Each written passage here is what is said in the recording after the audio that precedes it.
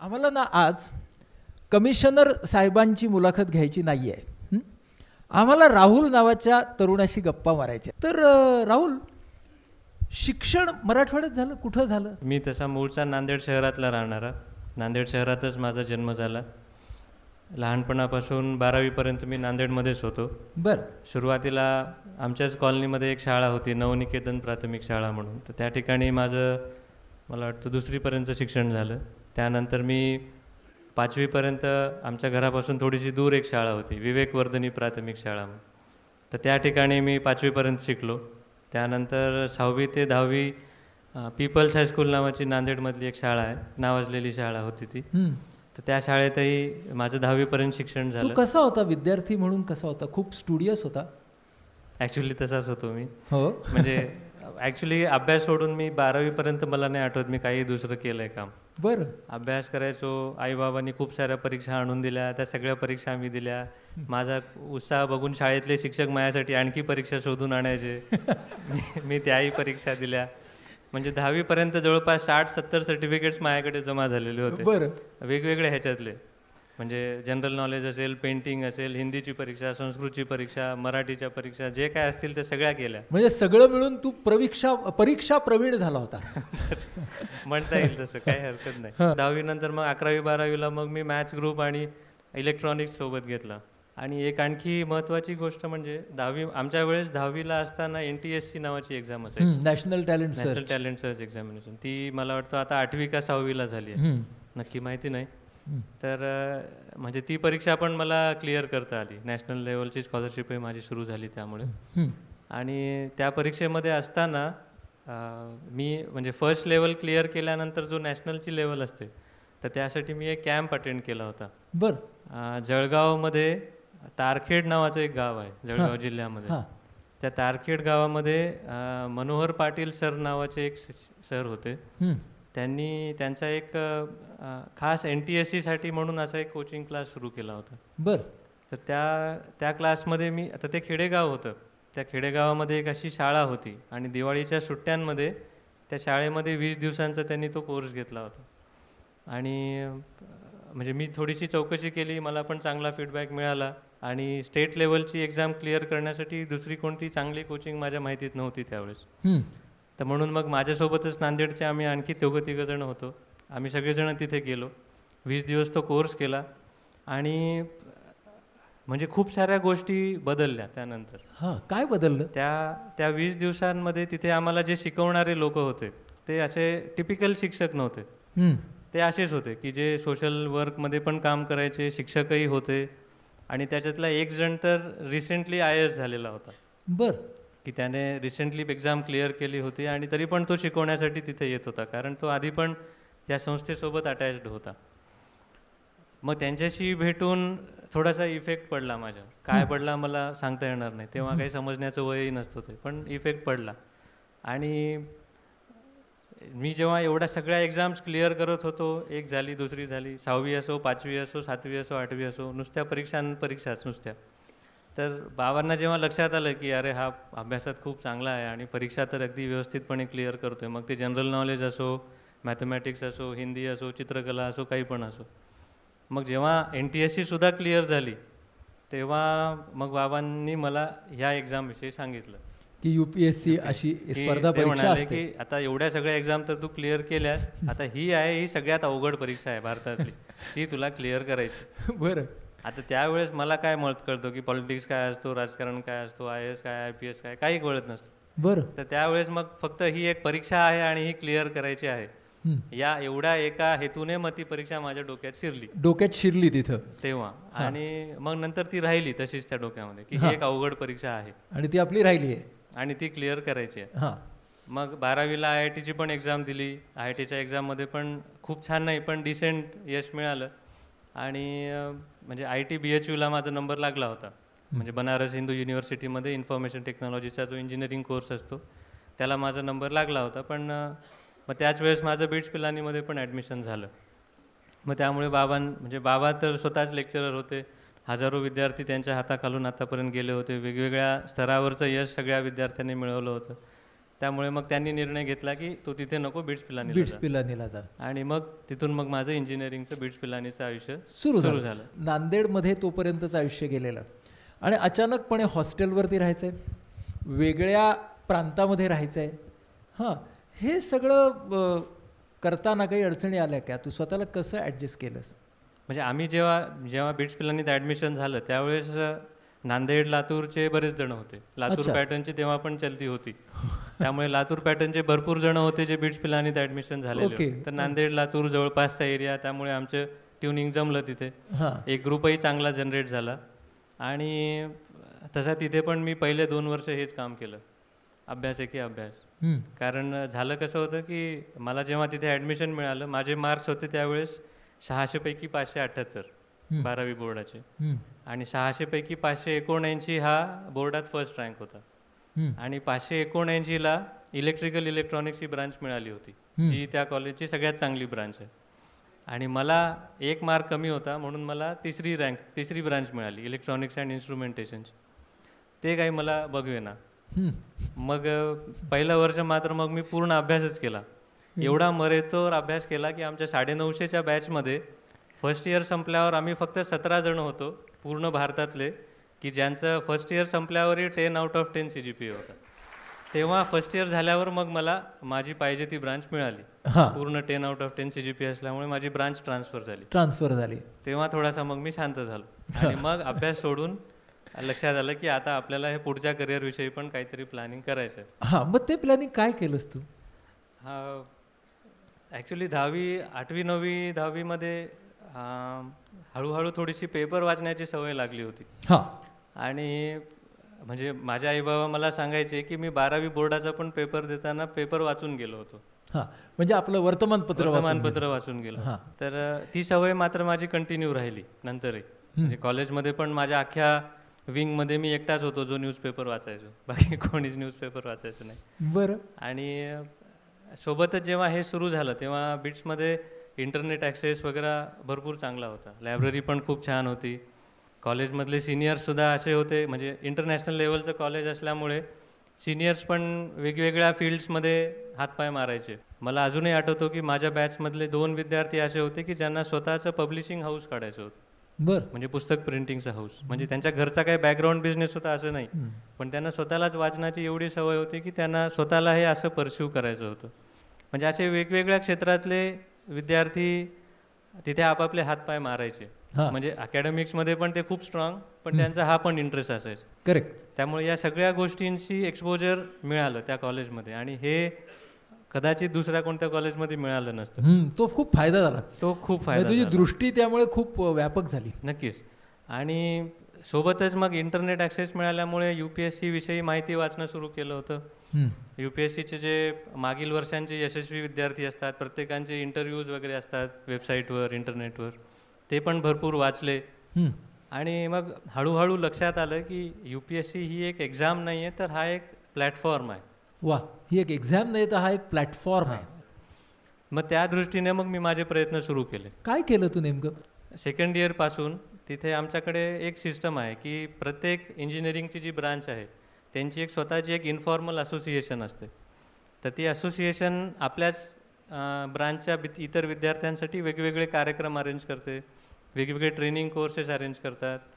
त्याच ब्रांचमधले जे यशस्वी विद्यार्थी आहेत त्यांना ते बोलवून आणतात बाहेरून, ॲल्युमिनीज जे असतात त्यांना, आणि मग त्यांच्याशी इंटरॅक्शन घडवतात वेगवेगळ्या फील्ड्समधल्या, की जेणेकरून विद्यार्थ्यांना लक्षात यावं की मी आज फर्स्ट इयर किंवा सेकंड इयरमध्ये आहे, पण मला आता फायनल इयरपर्यंत काय काय गोष्टी माझ्यात आत्मसात करायच्या जेणेकरून मला या फील्ड्समध्ये उतरता येईल. अशा वेगवेगळ्या गोष्टी त्यात व्हायच्या. आणि आणखी एक गोष्ट म्हणजे आमच्याकडे एक कल्चरल फेस्टिवल व्हायचं आणि एक टेक्निकल फेस्टिवल व्हायचं. तर कल्चरल फेस्टिवलमध्ये मी सेकंड इयरमध्ये गेलो नाही, परंतु टेक्निकल फेस्टिवलमध्ये मात्र मी गेलो. आणि 11वी 12वी इलेक्ट्रॉनिक्स असल्यामुळे तिथे इतर विद्यार्थ्यांपेक्षा एक पाऊल मी पुढेच असायचो, कारण इलेक्ट्रॉनिक्सच्या बऱ्याच गोष्टी आधीच माहिती होत्या. तर त्यामुळे मग लवकरच नाव पण झालं माझं की अरे इसको बहुत आता है. आणि मग इसको बहुत आता है तो फिर इसको उठाओ, आणि मग इसको उठाओ तो फिर इसको बिठाओ, आणि मग बिठाओ तर मग लॅबमध्ये बसवलं मला. आणि मग हे सगळे third year, final year, ME यांचे सगळ्यांचे जे प्रोजेक्ट्स असायचे मग ते प्रोजेक्ट डिबग करण्याचं काम माझ्याकडे, की त्या प्रोजेक्टमधले एरर काढणे, ते प्रोजेक्ट्स का म्हणजे काय काम करत नाहीत. मग आपोआपच पूल मिळत गेला, म्हणजे शिक्षकांमध्ये फॅकल्टीमध्ये पण नाव झालं. आणि मग या कल्चरल फेस्टिवल्समधून हळूहळू ग्रुपमध्ये काम करायला मी शिकलो. हां. आजपर्यंत मी फक्त एकटाच काम करायचो. इवन UPSCचा पण जो अभ्यास होता तो पूर्ण मी एकट्यानेच केला. मी कधीच ग्रुप स्टडी केली नाही. परंतु ग्रुपमध्ये काम करणं काय असतो हे मात्र मी या second year, third year, final इयरमध्ये शिकलो, जे की फार महत्त्वाचं आहे. बरोबर. आजही जेव्हा मी ॲज अ IAS म्हणून काम करतोय तर वेगवेगळे विभाग मला एकत्र करायचे आहेत. यानंतर जेव्हा मी ॲज अ डिस्ट्रिक्ट कलेक्टर म्हणून काम करेल तेव्हा वेगवेगळ्या डिपार्टमेंटचे लोक, की जे डिपार्टमेंटविषयी कदाचित मला काहीच माहिती नसेल, पण तरीही मला त्यांना घेऊन सोबत काम करायचं. तर हा जो ग्रुपमध्ये काम करण्याचा जो एक्सपिरियन्स आहे तो मात्र ग्रुपमध्ये जेव्हा आपण स्वतः काम करू आणि ॲज अ लीडर म्हणून नाही तर ॲज अ सबऑर्डिनेट म्हणून काम करू, त्यावेळेस आपल्याला लक्षात येतो. बरोबर. म्हणजे कुठल्याही ग्रुपमध्ये आपल्याला डायरेक्ट लिडरशिप मिळेल असं पण नाही ना. असं नाहीच. आणि त्यामुळेच म्हणजे जेव्हा मी सेकंड इयरपासून हे काम सुरू केलं तर आमचे जनरली जे पोस्ट होल्डर्स असायचे असोसिएशनचे, म्हणजे coordinator, joint coordinator, assistant coordinator, treasurer, secretary वगैरे, हे सगळे मग थर्ड इयर, फायनल इयरचे विद्यार्थी असायचे. तर मग त्यांच्या हाताखाली आपण जेव्हा काम करतो तेव्हा लक्षात येतो की असोसिएशनमध्ये पण काय पुश आणि पुल असतात, मग त्यांना कसं हँडल करायचं, आपण डिसिजन्स कसे घ्यायचे, सगळ्यांना एकत्र घेऊन डिसिजन्स कसे कन्व्हे करायचे, या सगळ्या गोष्टी मग तिथून शिकल्या मी.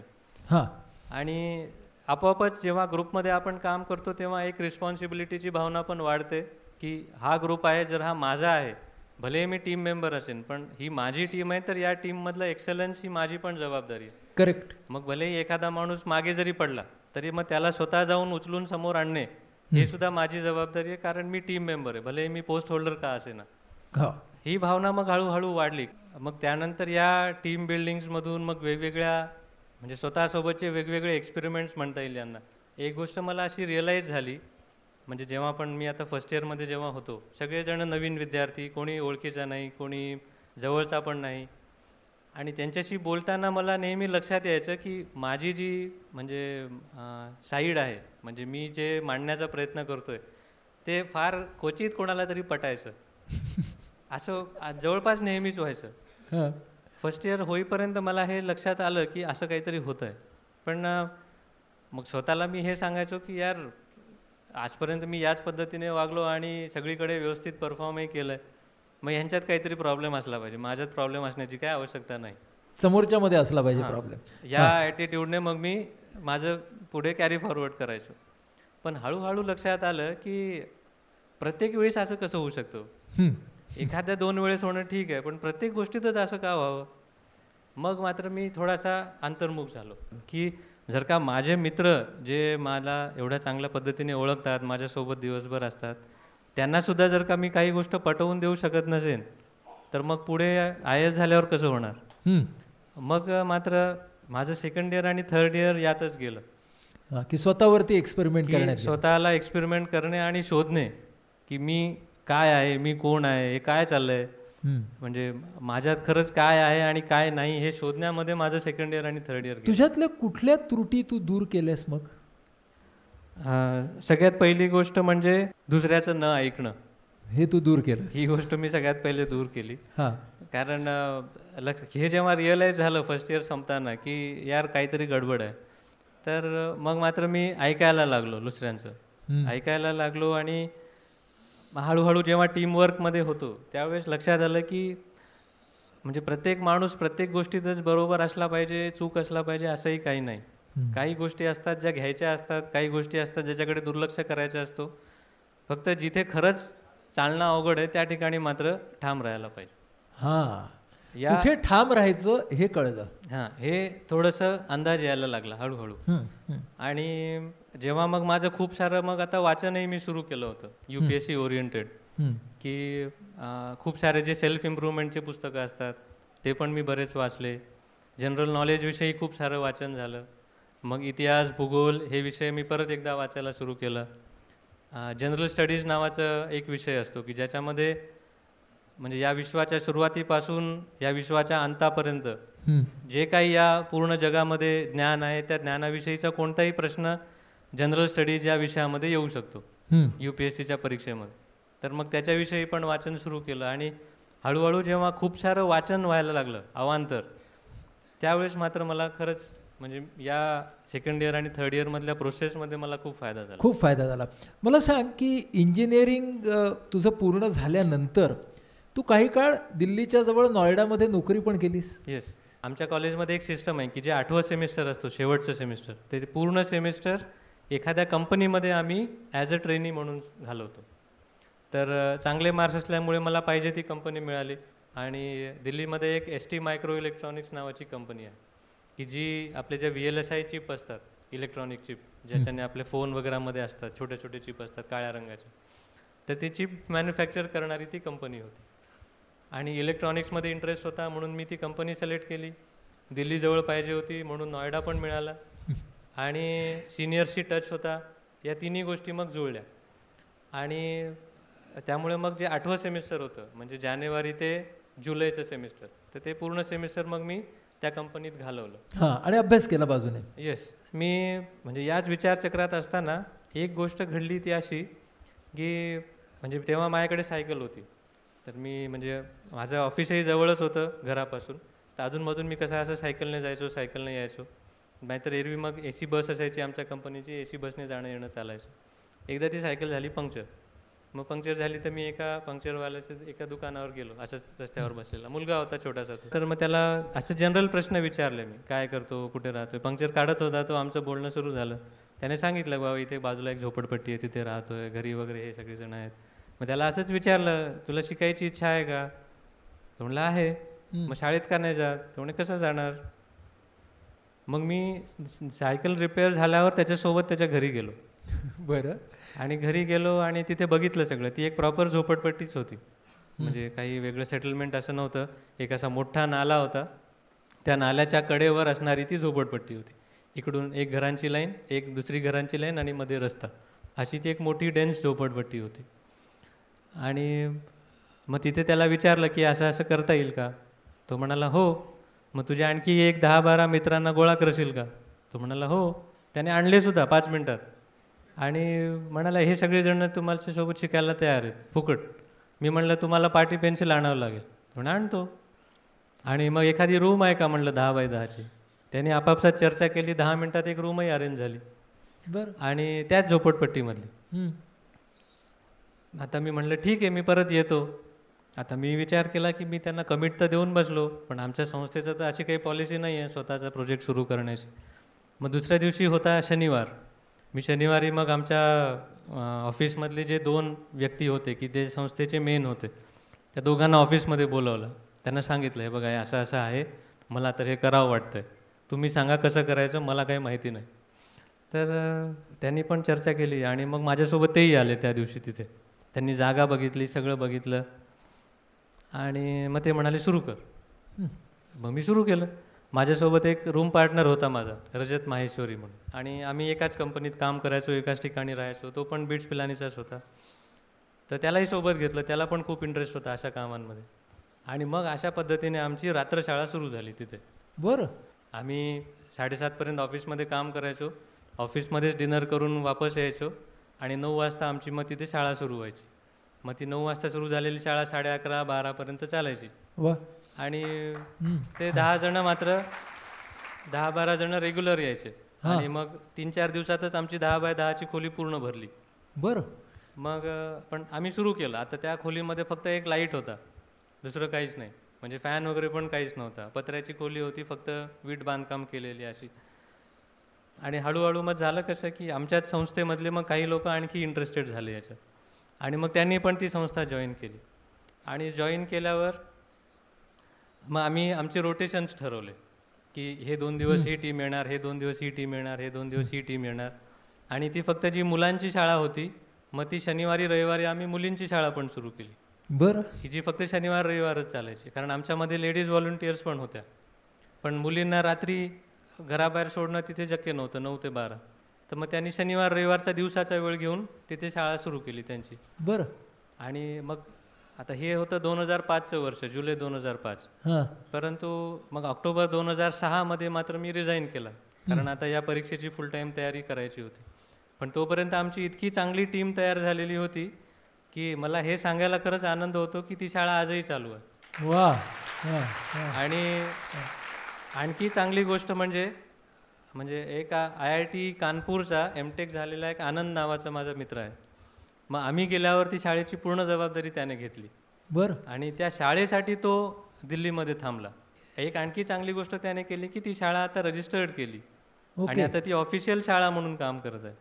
वा. रजिस्टर्ड शाळा की जिथे 4थी पर्यंत 5वी पर्यंत शिक्षण मुलांना मिळत आहे. क्या बात आहे. म्हणजे एक पंक्चर झालेली सायकल काय काय करू शकते बघा.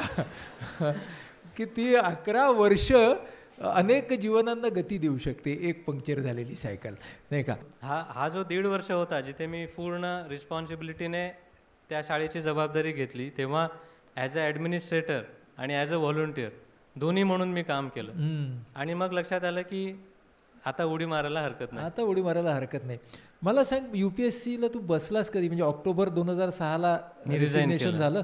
परीक्षा कधी दिलीस? म्हणजे मे 2007 तो पहिला अटेम्प्ट. प्रिलिम्स. येस. हां, मग त्यानंतर मे 2008 मध्ये दुसरा अटेम्प्ट झाला आणि मग मे 2010 मध्ये तिसरा अटेम्प्ट झाला. मग तुला तरी 3 अटेम्प्ट्स द्यायला 3 लागले. अटेम्प्ट द्यावे लागले. ज्या काळामध्ये तुला हे अटेम्प्ट द्यावे लागत होते आणि वेळ जात होता, त्यावेळी तू स्वतःला काय सांगत होतास?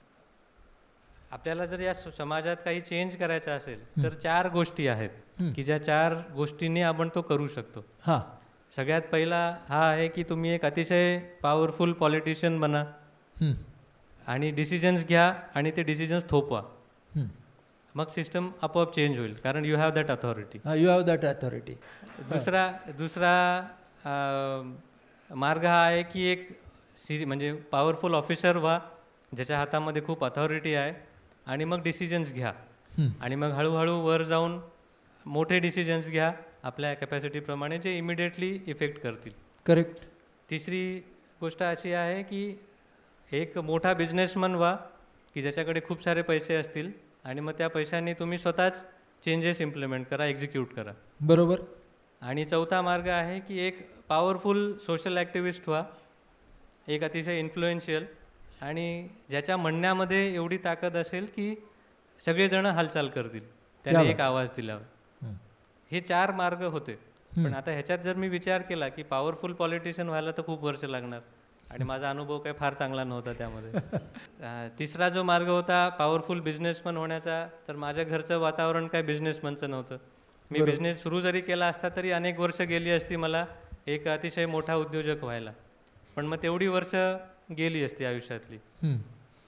चौथा जो मार्ग होता पॉवरफुल सोशल ॲक्टिव्हिस्ट होण्याचा, त्याच्यामध्ये पण खूप वर्ष गेली असती ग्राउंड लेवलपासून काम करण्यापासून एक अतिशय इन्फ्लुएन्शियल सोशल ॲक्टिव्हिस्ट होण्यापर्यंत. त्यामुळे मग माझ्या लक्षात आलं की या एजला माझं जे बॅकग्राऊंड आहे त्या बॅकग्राऊंडसाठी हा सगळ्यात चांगला मार्ग आहे की ज्या मार्गाने मी कमीत कमी कालावधीमध्ये खूप जास्त फरक पडेल असे डिसिजन्स घेऊ शकेन. हो.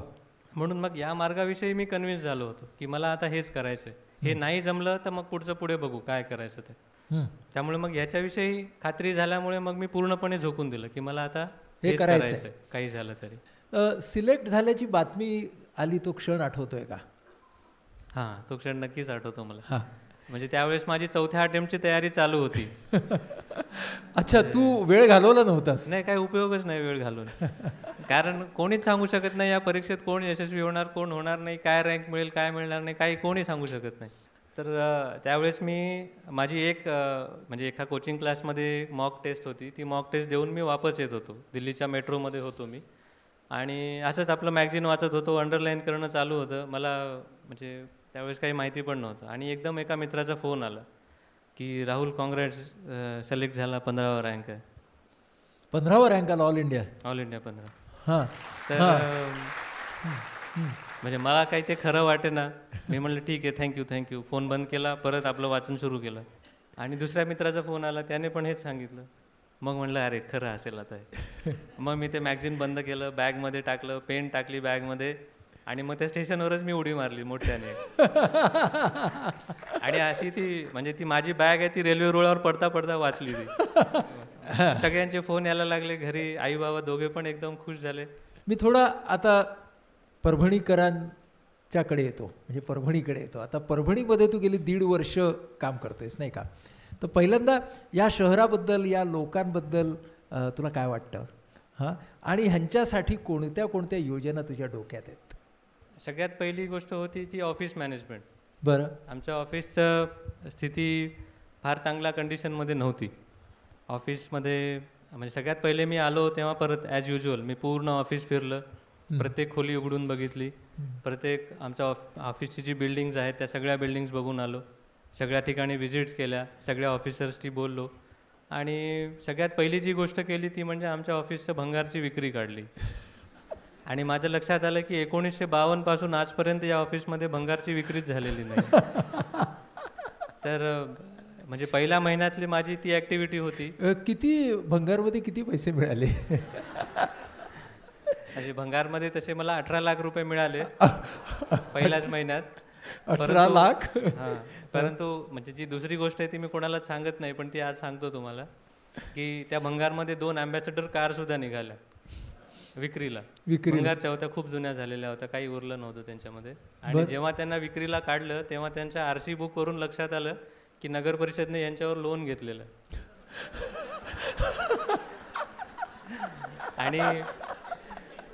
आणि भंगारच्या तारखेच्या दिवशी त्या लोनची किंमत 28 लाख होती. तर शेवटी नगर परिषदेच्याच खिशातून 10 लाख रुपये गेले भंगारची विक्री काढून. पण त्या निमित्ताने एक काम पूर्ण झालं, ऑफिस स्वच्छ झालं आणि मग त्याच पैशातून मग ऑफिसची रंगरंगोटी वगैरे हातात घेतली. 26 जानेवारीला मग ती रंगरंगोटीचं कामही मी पूर्ण करून घेतलं आणि ऑफिसमध्ये जागा झाली बऱ्याच ठिकाणी. म्हणजे आमचा जो कल्याण मंडपमचं जे ऑफिस आहे, कोंडवाडाचं जे ऑफिस आहे, मागे ऑफिसच्या मागे जो मोकळी जागा होती आणि इनायतनगर मार्केटचा जो एरिया होता, सगळ्या ठिकाणी भरपूर भंगार पडलेला होता. तर सगळं भंगार निघालं आणि जेव्हा जागा मोकळ्या झाल्या त्यावेळेस मग एक गोष्ट मग मार्गी लागते की कर्मचाऱ्यांना बसायला जागा झाल्या. एक आणखी गोष्ट झाली की आमच्या ऑफिसमध्ये म्हणजे ज्या बंद खोल्या होत्या, ज्या वर्षानुवर्षांपासून उघडल्याच गेल्या नव्हत्या, त्या सगळ्या खोल्या उघडल्या गेल्या. कर्मचाऱ्यांना पण कळालं की त्या खोलीत काय आहे.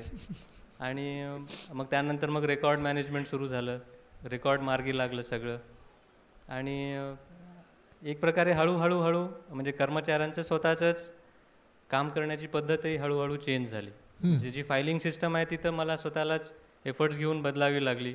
प्रत्येक वेळेस ते फाईल 10 वापस पाठवली की मग 11व्या वेळेस तो शिकतो की या पद्धतीने फाईल सादर करायची आहे. 10 वेळेस शिव्या द्यायच्या, 11व्या वेळेस तो मग घेऊन येतो. मग पुढच्या वेळेस मात्र मग सगळ्या फायली बरोबर येतात त्याच्या. तर या पद्धतीने फाईल सिस्टम सुधारली, अकाउंटिंग सिस्टम सुधारली आणि एक प्रकारे ऑफिसच्या मॅनेजमेंटमध्ये एक सुसूत्रपणा आला. माझ्या नंतर येणारा जो कोणी माणूस असेल त्याला माझ्या कालावधीतल्या फाईल्समध्ये काही अडचण येणार नाही. ही फार महत्त्वाची गोष्ट आहे. आणि जेव्हा सगळ्या फाईल्स योग्य पद्धतीने क्लिअर होतात त्यावेळेस मग त्या फाईल गहाळ पण होत नाही. हो. तर त्यामुळे मग आता मला एवढी खात्री आहे की माझ्या कालावधीतली एकही फाईल गहाळ होणार नाही. आणि तेवढं जरी झालं तरी पण मग ऑफिसमध्ये एक चांगला डिसिप्लिन राहतो, मेंटेन राहतो. आणि हा ॲडमिनिस्ट्रेटिव्ह आणि व्हॉलंटियर हे दोन्ही प्रकारचं काम ॲज अ IAS करावंच लागतो. बरोबर. की ॲज अ ॲडमिनिस्ट्रेटर म्हणूनही काम करावं लागतो आणि फील्डवर उतरून ॲज अ व्हॉलंटियर म्हणूनही कामाला सुरुवात करून द्यावी लागते. अगदी खरं आहे. एक महत्त्वाची गोष्ट म्हणजे फंड्स, म्हणजे जो महानगरपालिकेचा स्वतःचा निधी आहे तो असणं अतिशय आवश्यक आहे. कारण तो जोपर्यंत असणार नाही तोपर्यंत शहरामध्ये वेगवेगळ्या योजना ज्या स्वतःला शहराच्या रिक्वायरमेंट्स बघून इम्प्लिमेंट कराव्या लागतात त्या इम्प्लिमेंट होऊ शकत नाहीत. तर मी आलो त्यावेळेस थोडीशी वाईट अवस्था होती, पण आजच्या तारखेला महानगरपालिका निधीची अवस्था तेवढी वाईट नाही आहे. खूप चांगली असंही म्हणता येणार नाही, परंतु ज्या अर्जंट प्रॉब्लेम्स आहेत त्या तरी मी आज अटेंड करू शकतो. हे काम 1.5 वर्षामध्ये आता तू केलेलं आहेस. हे सगळी विकास कामं करताना तुझ्यासारख्या अधिकाऱ्याला विविध दबावांना तोंड द्यावं लागत असेल, ते तोंड कसा देतोस? दबाव ही जी गोष्ट असते ती त्यावेळेस येते ज्यावेळेस आपण एखादी गोष्ट त्या दबाव येण्याच्या आधी चुकीची केलेली असेल तर त्यालाच आपण दबाव म्हणायचं. त्यामुळे जेव्हा प्रत्येक गोष्ट व्यवस्थितपणे आपण करतोय अनबायस पद्धतीने त्यावेळेस मग कोणी काही बोललं तरी पण मग त्याचं काही काळजी करण्याचं कारण नसतो. कारण आपल्याला माहिती असतो की आपण बोनाफाईड काम करतोय, आपल्याला सपोर्ट करण्यासाठी हे रेग्युलेशन्स आहेत, त्याच्यामुळे मग अडचण येत नाही. तू आता ॲडमिनिस्ट्रेटर म्हणून काम करतोयस, व्हॉलंटियर म्हणूनही काम करतोयस आणि एक नवं रूप देण्याचा प्रयत्न करतोयस तुझ्या या कामामध्ये. हे सगळं करत असताना घर कुटुंब ह्याकडे लक्ष देण्यासाठी काही वेगळे प्रयत्न करावे लागतात का?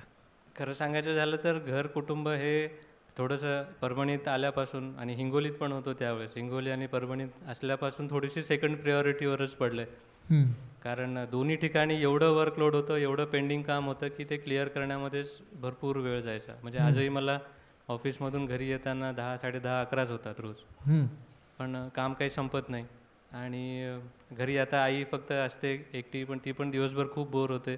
मिसेस जे असते तिचं आता पोस्ट ग्रॅज्युएशन चालू आहे इंजिनिअरिंगमध्ये, ME चालू आहे तिचं, आणि ती पुण्याला असते सध्या. तर तिला जशी पण सुट्टी असते ती येते अधूनमधून इथे. आणि तिचं पण आता सेकंड इयर चालू आहे, त्यामुळे जुलैपर्यंत तिला तिथेच थांबावं लागेल. ती तिथे असल्यामुळे मला थोडासा ब्रिदिंग स्पेस मिळाला आहे आणि मी ऑफिसकडे जास्त लक्ष देऊ शकतो.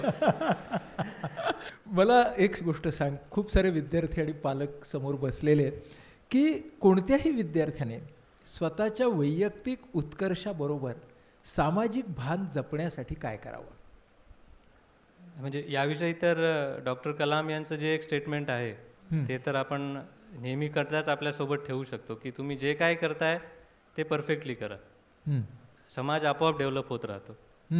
तुम्ही एक साधे कार्पेंटर आहात, एखाद्याचं खिडकी तुम्ही दुरुस्त करून दिली आणि व्यवस्थितपणे परफेक्टली दुरुस्त करून दिली, तर त्या घरमालकाच्या मनात तुम्ही पॉझिटिव्हिटी इन्सर्ट केली आणि त्या समाजातला बदल तुम्ही आपोआप सुरू केला.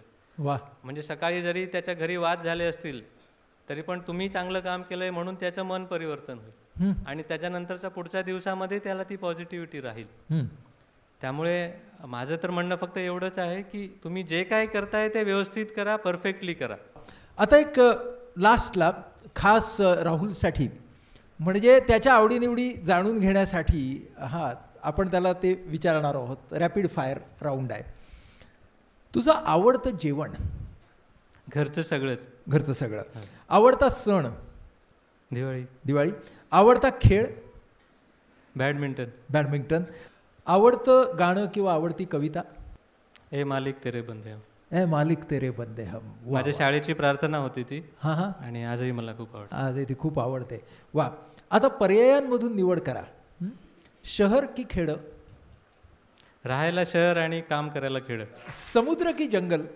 समुद्राकाठचं जंगल. ओके. वर्तमानपत्र की गप्पा? गप्पा. गप्पा. टीव्ही की लॅपटॉप? लॅपटॉप. व्हॉट्सअप की फेसबुक? व्हॉट्सॲप. वाक्य पूर्ण करा. भारतीय राज्यघटना माझ्यासाठी सर्वोच्च आहे. सर्वोच्च आहे. माझ्याकडे तक्रार घेऊन येणारा प्रत्येक नागरिक माझ्यासाठी माझं समाधान मिळवून देणारा एक मार्ग आहे. सत्तेकडे पाहण्याचा माझा दृष्टिकोन आहे की सत्ता हा एक चॅनल आहे, ज्या चॅनलमधून आपण जे डिझर्विंग लोक आहेत त्यांना त्यांच्या मार्गापर्यंत पोहोचवू शकू. वा वा वा, व्हेरी गुड. सुट्टीच्या दिवशी मला फायली काढण्यासाठी एकांत मिळतो.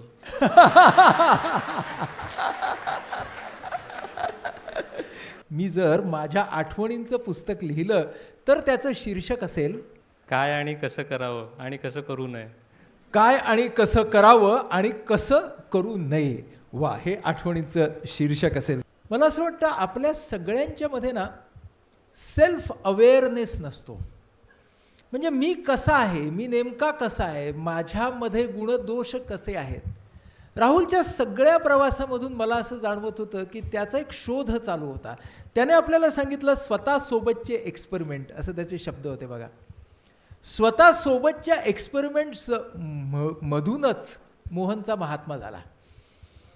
त्यामुळं स्वतःच्या सोबत प्रयोग करण्यासाठी आपल्याला ती सेल्फ अवेअरनेसची जाणीव त्यानं कशी विकसित केली हे मला वाटतं आपण सगळ्यांनी आज अनुभवलं. तेव्हा स्वतःकडे एक आरसा बनून पाहणं आणि स्वतःच्या क्षमता आणि कमतरतांचा सततचा मागोवा घेणं हे मला वाटतं खूप महत्त्वाचं सूत्र जे आपण सर्वजण आपल्या प्रवासामध्ये घेऊ शकू. हे आपण आज त्याच्याकडून शिकलो. जेव्हा आपण त्याला विचारलं बघा की रिझल्टच्या आधी तुझा रिझल्ट लागला, तेव्हा तो म्हणाला मी 4थ्या अटेम्प्टची तयारी सुरू केली होती. मला वाटतं सगळ्यात शिकण्यासारखं आहे ते की जोपर्यंत आपल्या हातामध्ये परिणाम लागत नाही तोपर्यंत प्रक्रियेची पाठ सोडू नका. म्हणजे ना, मला तू जेव्हा बोलत होतास ना राहुल, तो रिस्पॉन्स जेव्हा तू मला दिलास तेव्हा मला माझ्या डोळ्यासमोर 50च्या वर्ल्ड कपमध्ये शेवटची 6 मारणारा धोनी दिसत होता. की धोनी बघा शेवटची 6 मारतो, पण जोपर्यंत ती 6 ती बाउंड्री क्रॉस करत नाही तोपर्यंत तो स्वतःला सुद्धा आनंदित होण्याची मुभा देत नाही. त्यामुळे ते फार महत्त्वाचं आहे की प्रयत्न, प्रक्रिया, प्रोसेस न सोडणं. मग रिझल्ट येईल. नाहीतर ना, एखादा माणूस रिझल्ट जेव्हा आता काय माझं झालं आहे 3रा अटेम्प्ट, आता मी क्लिअर होणारच आहे. नाही, जोपर्यंत ती रियालिटी होत नाही, जोपर्यंत ते वास्तव होत नाही तोपर्यंत मी प्रयत्न सोडणार नाही. ती डेप्थ, खोली वाढवण्याचा प्रयत्न मी सतत चालू ठेवेन. तेव्हा मला वाटतं तुझ्याकडून शिकण्यासारखं आम्हाला खूप काही होतं. आणि मी म्हणेन की गप्पा मारायला तुझ्याबरोबर आम्हाला खूप मजा आली. वेदच्याकडून खूप खूप शुभेच्छा राहुल तुझ्या पुढच्या प्रवासाला, आणि या व्यासपीठावरती आल्याबद्दल खूप खूप कृतज्ञता. Thank you so much.